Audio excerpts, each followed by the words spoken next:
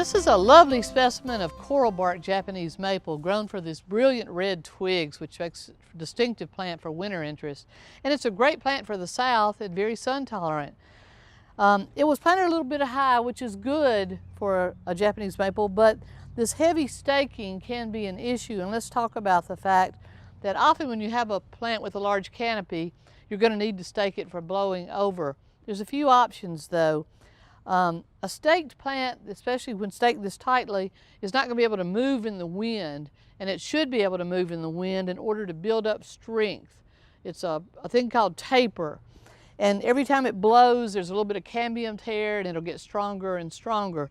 Since this is not able to move in the wind, it actually makes it weak, so when we remove these it's more likely to flop. So if you absolutely have to stake, you should certainly make this a little bit looser so that it could still do some blowing around in the wind. Stake it just tightly enough to keep it from blowing over. And the padding here on the bark is a good idea.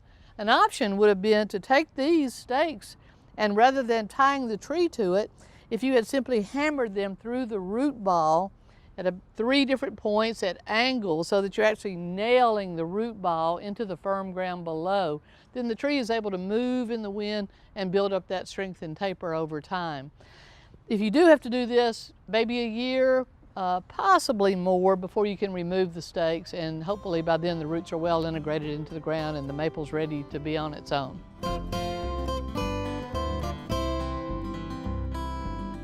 Thanks for watching. We have other quick tips. Just subscribe below.